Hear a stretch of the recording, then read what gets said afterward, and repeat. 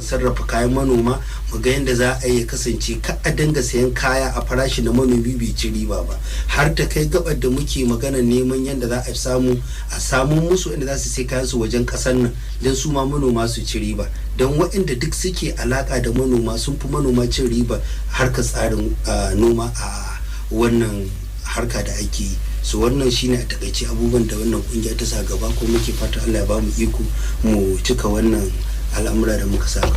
To Malam Abubakar, cikin wannan dogon bayani da kai zan iya tsakulo cewa kuna hudda da kun manoma wato a kungiyance waɗansu hanyoyi ne kuke bi ku ga kun iske waɗannan kungiyoyi kuma ta yaya kuke ga har sun kafa kungiyoyi nasu na kansu?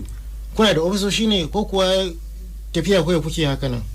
Akwai hanyoyi da muka tsara kasancewa mun daɗe a cikin tsarin noman nan.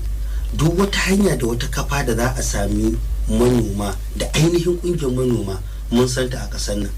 In ma ƙungiya ce aka yi da sunan manoma kawai don siyasa kwan abu kuma mun san su. So hanyar da muka bi mun bi wasu cibiyoyi waɗanda su ne ake samun manoma na tsawon tarihi. Misali yanzu a jihar Kaduna akwai layi na kada wanda su ake ce ma kada Kaduna Agricultural Development Agency, wanda idan ka bi ta bangaren su zaka san duk wani ginshiki da manoma suke wanda sanadiyar su